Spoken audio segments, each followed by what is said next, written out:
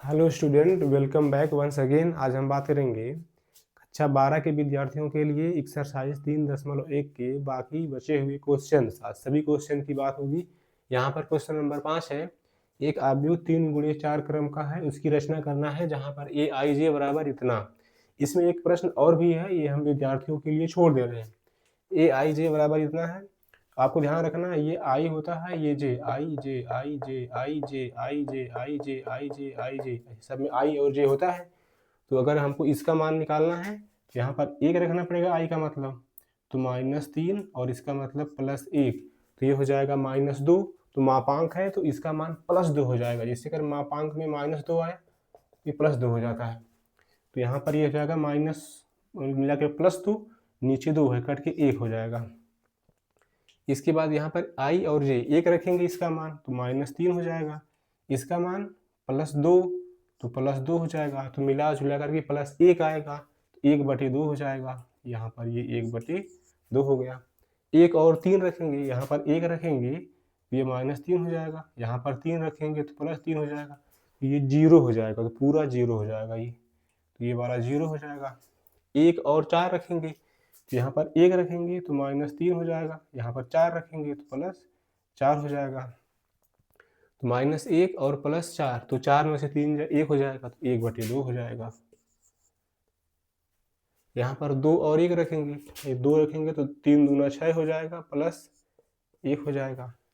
2 रखेंगे तो -3 दूना -6 +1, मिला जुला के +5, 5/2 हो जाएगा। 2 और 2 रखेंगे तो 3 दूना -6 और ये +2, तो मिला जुला करके +4 आधा 2, बस। 2 और 3 रखेंगे तो 2 रखेंगे तो -6 +3, मिला जुला करके +3/2। 2 और 4 रखेंगे तो 2 रखेंगे तो -3 दूना -6 और +4 रखेंगे, तो ये हो जाएगा -6 +4, तो ये हो जाएगा इतना, +2 और 2 से 2 कट जाएगा तो ये 1 हो जाएगा।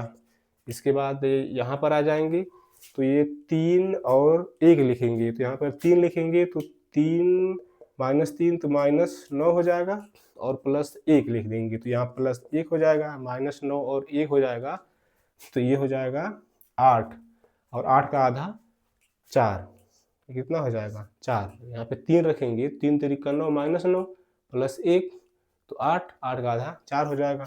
अब यहाँ पर हम लिख देंगे 3, तो 3 में 3 गुणा करेंगे तो -9 हो जाएगा और +2, 3 में 3 गुणा करेंगे -9 और ये +2, मिला जुला करके 7, 7/2। और इसके बाद हम इस पर बात करेंगे 3 और 3, तो 3 का 3 गुणा करेंगे तो -9 और ये +3, -9 +3 यानी 6, 6 का आधा 3 हो जाएगा। और 3 और 4 लिखेंगे, तो यहाँ पे 3 और 4 लिखेंगे तो 3 तिरिका 9, 3 तिरिका 9 -9, 3 तिरिका 9 -9 और ये +4, तो ये हो जाएगा ओवरऑल +5/2, ये हो जाएगा आंसर। इस तरीके से इस तरह के क्वेश्चन को लगाते हैं। इसके अलावा इसमें कुछ और प्रश्न है, ये स्टूडेंटों के लिए हम छोड़ दे रहे हैं, मतलब आपको इसी तरीके से लगाना है। ये गुणा भाग जो भी आए, मैं तरीका बता रहा हूँ कि ये आई होता है, ये जे होता है, इसी में मान रख करके एक कैलकुलेशन करते जाइए और इसी तरीके से आपका आंसर आ जाएगा। ये इसके बाद ये प्रश्न नंबर 6 का पहला और दूसरा जो है वो स्वयं कर सकते हैं स्टूडेंट। तीसरा हम लगा रहे हैं यहाँ से, अगर दो आव्यूह बराबर है तो ये इस तरीके से होगा, x + y + z = 9, x + z = 5 और y + z = 7, ये आ गया। तो आपको इसका मान बताना है, तो तीनों की मदद से। अब देखो बहुत आसान है, हम अगर यहाँ से y + z का मान रख दें 7, 7 हो गया तो x = 2 हो जाएगा। ये y + z का मतलब 7 है, इसका 2 हो जाएगा। अच्छा, अगर x = 2 है, इसमें से अगर x = 2 है तो z = 3 हो जाएगा, यहाँ से z = 3। अब बताओ, आप अगर z का मान इसमें लगाओ, z = 3, यहाँ पे देखो 3, y - 3 = 7, तो फिर y बराबर 4 हो जाएगा। अरे तब है ना y और z का मान 7 होगा। अच्छा, ये उत्तर सही है कि गलत, ये चेक करने के लिए तीनों का जोड़ 9 होना चाहिए। 4 3 7 2 9 सही है। x और z का मान 5 होना चाहिए। इन दोनों का मान 5 जोड़ने पर 3 2 5 सही है। y और z का मान 7 होना चाहिए। देखो y और z का मान 7 है, 4 3 7 सही है। इसका मतलब ये आंसर एकदम सही है, चेक कर लिया। इसके बाद प्रश्न नंबर 7 विद्यार्थियों के लिए हम छोड़ दे रहे हैं, आसान है ये। प्रश्न नंबर 8, ये वर्ग आव्यूह है तो पंक्ति बराबर स्तंभ होता है, तो m बराबर n हो जाएगा। इसमें पंक्ति और स्तंभ की संख्या बराबर होती है, ये सही हो गया। पंक्ति बराबर स्तंभ तभी वर्ग आव्यूह होता है, नहीं तो वर्ग आव्यूह नहीं होगा। इसके बाद प्रश्न नंबर 9 में हम आते हैं। यह एक आव्यूह है और x और y का मान बताने के लिए कह रहा है। तो अगर दो आव्यूह बराबर होते हैं तो उसके संगत अवयव बराबर होंगे। तो यहाँ से अब देखो, यहाँ से 3x प्लस 7 बराबर 0 1 और y माइनस 2 बराबर 5 और यहाँ से y प्लस 1 बराबर 8 और ये 2 माइनस 3x बराबर 4, ये हो गया। x और y के मान निकालना है। तो यहाँ से आप देखेंगे कि y बराबर, यहाँ से आप देखेंगे y बराबर 7 हो जाएगा। 5 उधर 2 जोड़ देंगे 7 हो जाएगा। यहाँ से y का मान 1 घटा देंगे तो y का मान 7 हो गया।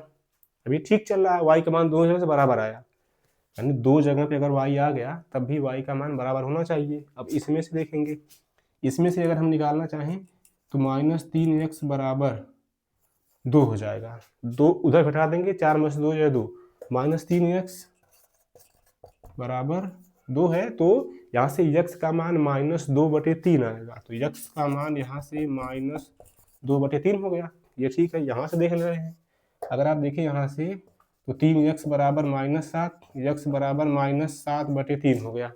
अब बताओ ये दोनों क्या है, इन दोनों का मान अलग अलग है, इसलिए यह आव्यूह परिभाषित नहीं है। क्योंकि ये दोनों का मान बराबर नहीं है, इसलिए हम इसको बोल देंगे कि ये परिभाषित नहीं। ये परिभाषित क्यों नहीं है? क्योंकि दोनों का मान बराबर नहीं है। अरे y का मान ठीक है बराबर है, x का भी होना चाहिए हर जगह से, तभी यह आव्यूह परिभाषित होगा, नहीं तो नहीं। अभी एक प्रश्न और बच गया, उसको हम देख ले रहे हैं।